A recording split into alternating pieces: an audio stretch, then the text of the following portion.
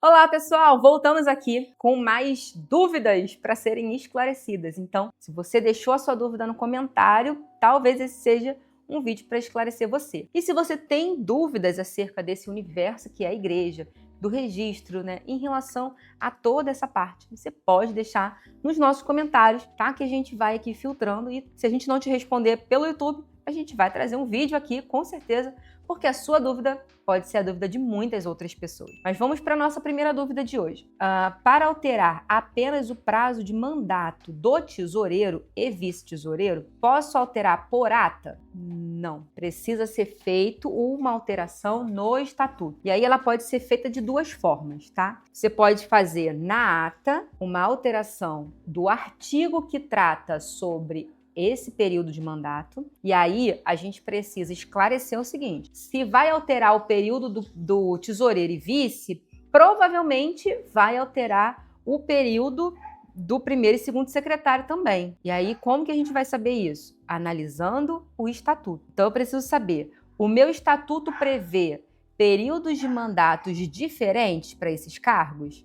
Ou eles são iguais? Então, a gente precisa analisar isso, ok? Se são iguais, alterando o de tesoureiro, vai alterar o do secretário. E se for igual até mesmo do presidente, porque em alguns casos são períodos iguais para todos da diretoria, na maioria das vezes, então vai alterar o do presidente também. Então, muita atenção quando for fazer isso. Uma segunda opção, e talvez a mais indicada, é você fazer uma reformulação estatutária. Porque se precisa alterar o período de mandato, pode ser que tenha outros pontos dentro do mesmo estatuto que precisam ser alterados, que precisam ser incluídos, principalmente. Principalmente também quando a gente fala de estatutos assim muito antigos, com mais de 5 anos, ou que foram feitos de modelos de internet. Eu não sei como foi elaborado esse documento, por isso a gente precisa revisar para então dar um parecer. Se ele precisa ser ajustado, e aí a gente indica uma reformulação estatutária, ou se apenas com a mudança desse artigo em ata, ele é o suficiente.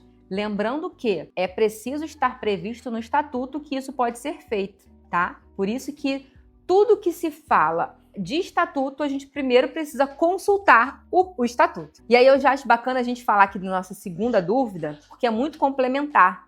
Ela fala assim, na ata, pode excluir um artigo estatutário? Então vai muito do que a gente estava conversando aqui. Depende, tá? Depende do que está previsto no estatuto e depende do artigo que você quer excluir. Porque se for um artigo de cunho obrigatório, daquele que está previsto no artigo 44 do 46, não pode ser excluído. Ele pode ser talvez adaptado, depende ali, Porque tem que constar, por exemplo, precisa ter um artigo que conste o endereço. Você não pode excluir esse artigo. É um artigo obrigatório, mas você pode alterar. Por quê? Porque a igreja ela era nesse endereço e agora ela vai para outro endereço. Então esse artigo ele pode sofrer uma alteração. Isso pode ser feito em ata? Pode, ok? Mas é preciso citar o número do artigo, por que ele vai ser alterado e tudo mais, conforme previsto no estatuto. Ah, não, a gente só quer alterar, dá um exemplo aqui, por exemplo, as formas de disciplina, como o membro pode ser disciplinado. Isso pode alterar em ata? Pode. Vocês vão fazer a assembleia, debater o assunto e o que ficar decidido, vocês vão trocar ali o artigo, 32, passa a ter, a partir de agora, a seguinte redação e aí vocês fazem a atualização. Lembrando que é bom sempre anexar essas alterações de ata no estatuto atual. Por quê? Porque quando a pessoa for analisar o estatuto, se não tiver essa ata que trata dessa alteração, ela não vai considerar essa alteração na hora de alguma decisão. Por isso, tá? O mais indicado, e ali dependendo do assunto, é fazer uma reformulação estatutária.